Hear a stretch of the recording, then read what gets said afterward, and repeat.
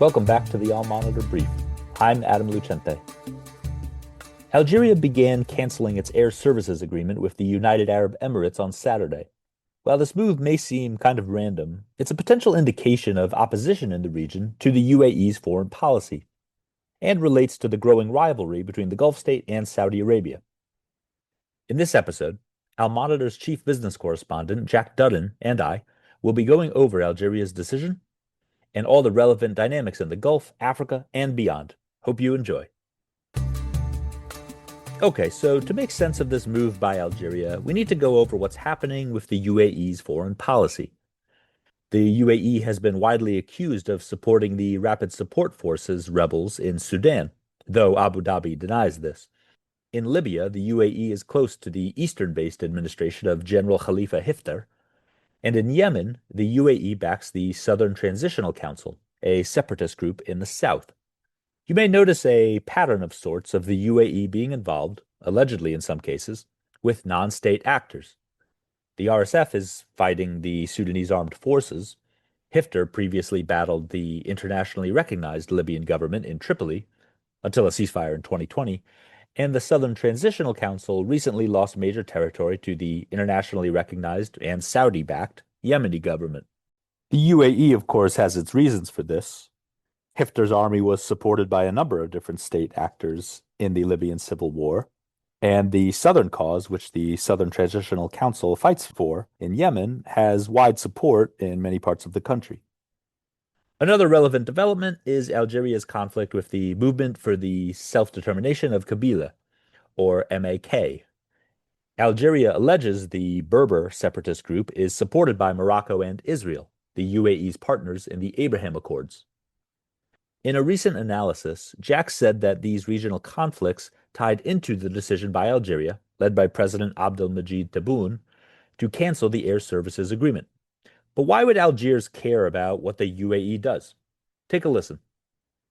The experts I spoke to on this subject, Adam, believe that this is more of a diplomatic move or statement in response to what Algiers sees as Emirati efforts to destabilize parts of Africa, and including internal politics with MAK, rather than an action intended to inflict immediate economic damage. We saw the UAE's General Civil Aviation Authority say on Sunday that Algeria's decision to terminate the agreement with the Gulf country will not have an immediate impact on flight operations. Algeria has several grievances with the UAE, and many of them stem from perceived support for separatist groups across Africa, in countries including Libya and Sudan, and even closer to home in Algeria. President Tebboune has kind of singled out the UAE without naming names, but widely believed to be the UAE, of supporting these groups. When you look at the different countries which Algerian officials and media have strongly criticized the UAE for its foreign policy in, Libya, Sudan, and Yemen, perhaps Libya is the most important because Libya shares a border with Algeria, and Algeria backs a UN-recognized government in Tripoli, while the UAE has been accused of supporting Eastern forces led by Field Marshal Khalifa Haftar, and even supplying arms to those forces. So I think Algeria views the UAE's interference in foreign policy, especially in Libya, as a threat to its own security, and this is one of its main grievances. There's also a belief that this move to cancel the air agreement with the UAE is also directed at Algeria's rival and neighbor Morocco over its support for Israel and the UAE, and coming closer to them, and also support for MAK as well, MAC.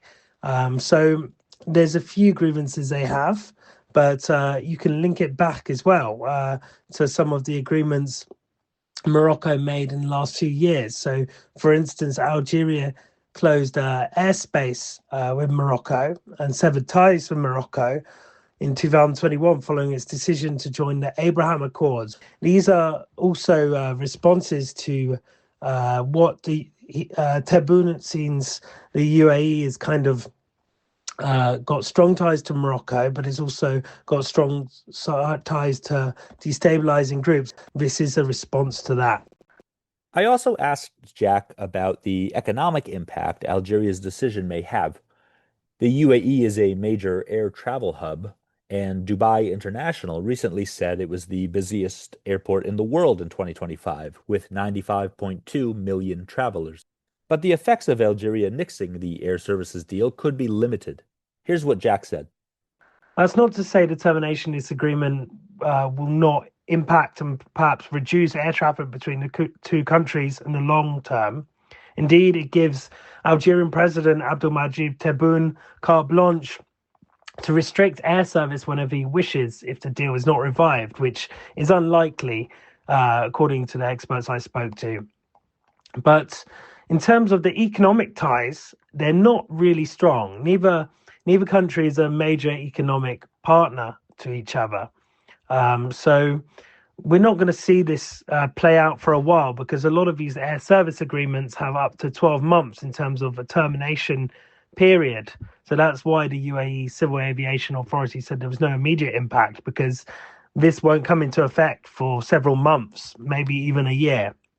So until then, flights are likely to remain valid and continue under existing permissions unless there's much more of a diplomatic fallout. However, this air services agreement does allow for a limited number of national airlines from both countries to operate without any restrictions. So when that hits, it will have an impact on flights. But there's not that many flights. So UAE flag carrier Emirates operates a daily flight to Algiers from Dubai, I believe. Etihad, one of the other flag carriers of the UAE, stopped flying to Algeria on November last year. Air Algerie, Algerian carrier, operates 13 flights a week to Dubai. But yeah, it's not big ties. When you look at the number of Algerians living in the UAE, it's about 30,000. And its trace amount of Emiratis living in Algeria is very low. And yeah, I mean, in terms of the trade ties, relatively small. There's a big surplus with the UAE, meaning that the UAE exports a lot more goods to Algeria than Algeria ships to the UAE. In 2023, with some of the more recent data I've seen from the Organization of Economic Complexity, the UAE exported about 962 million worth of goods to Algeria, while the North African country shipped about $10.7 million to the Gulf nations. So it's not that much, really. The main exports from the UAE to Algiers were iron blocks and ethers and cars, while Algeria's main exports to UAE were hydrogen, gold, and tropical fruit. But because there's not really any kind of immediate economic impact, those trade volumes are not really going to be threatened, to be honest. It's more of a diplomatic message than an economic one. The move by Algeria comes amid the growing rivalry between the UAE and Saudi Arabia. Now, we have reported on this extensively at Al Monitor, especially with regards to Yemen. In terms of where Algeria stands, Tebboune praised ties with Saudi Arabia, Qatar, and Kuwait in a speech on Saturday, but he notably omitted the UAE. Here's Jack on how the air services row relates to the UAE-Saudi rivalry. No, I don't think this is an isolated bilateral incident between Algeria and the UAE. I think we are seeing more regional opposition to the UAE's foreign policy, and that is growing. And I believe that's spearheaded by Saudi Arabia, which is the UAE's main Gulf rival, and it's the biggest economy in the Gulf. But the UAE, in many ways, is one of the most powerful economies as well. And even when you look at the rulers, UAE President Mohammed bin Zayed, supposedly, according to some reports, was the mentor of the younger Crown Prince of Saudi Arabia, Mohammed bin Salman, even though Riyadh denied this.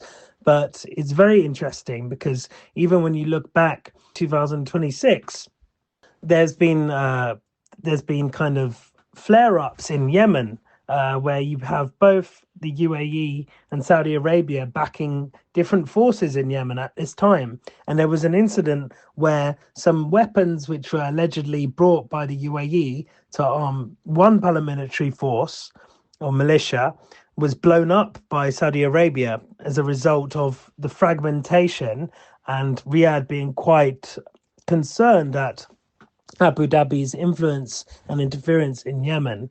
It was widely interpreted as Riyadh kind of reasserting its influence to kind of stabilize its vision for Yemen and post conflict. And you can see more broad Gulf competition here.